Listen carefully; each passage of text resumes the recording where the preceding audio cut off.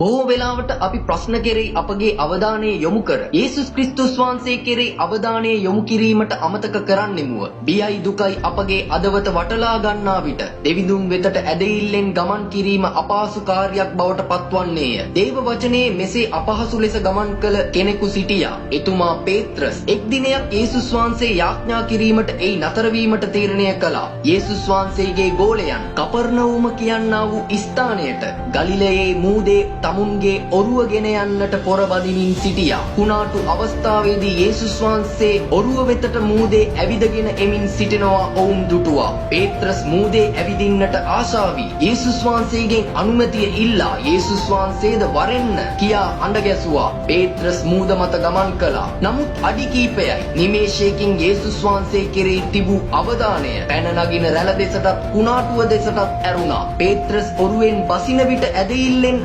ප්‍රීතියෙන් තිබුණා වූ ඔහුගේ අදවත පිය වෙව්ලීම නිසා වෙනස් වුණා. පේත්‍රස් මූදේ ගිලෙන්නට පටන් ගත්තා. අපද අපගේ අවධානය යේසුස් වහන්සේ දෙස යොමු නොකර අපගේ ප්‍රශ්න කරදර දෙසට යොමු කරන්නේ නම් අපටද පේත්‍රස් වාගේ ප්‍රශ්නය තුල ගිලෙන්නට සිදු වෙනවා. වටලන්නා වූ කුණාටුවද නොනවිතින රැළපාරද ඔබව බිය කරන්නට පුළුවන්. එය අපට දෙවියන් වහන්සේ දුන්නා වූ පොරොන්දු සියල්ල සැකකිරීමට පත් කරන්න පුළුවන්. එය ඔබ දෙවියන් වහන්සේ කෙරෙහි තබා තිබෙන බිඳිය නොහැකි අවධානය වෙනස් කරන්නට පුළුවන්. නමුත් එක දෙයක් මතක තබා ගන්න. සුලි කුණාටුව පේත්‍රස්ව ගිල්වීමට පත් කළේ නැත.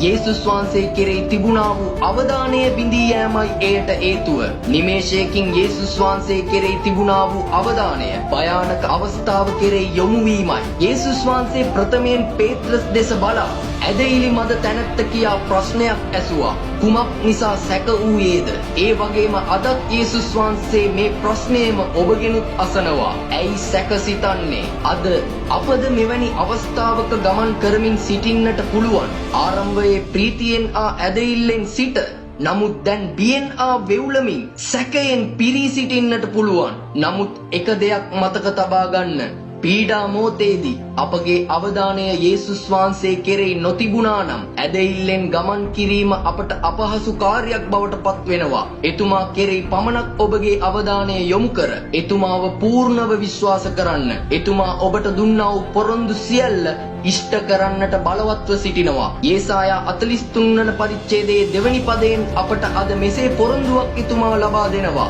නුඹ ජල මැදින් යන විට මම නුඹ සමග සිටින්නෙමි. නුඹ ගංගා මැදින් යන විට එය නුඹට උඩින් ගලා යන්නේ නැත. නුඹ ගිනි මැදින් යන විට නොදැවෙන්නේය. ගිනි දැල්ල නුඹ කෙරෙහි නොඇවිලෙන්නේය. දෙවියන් වහන්සේ අපව යේසුස් වහන්සේ කෙරෙහි පමණක් අවධානය යොමු කරන්නට උදව් කරන සේක්වා. ආමේන්.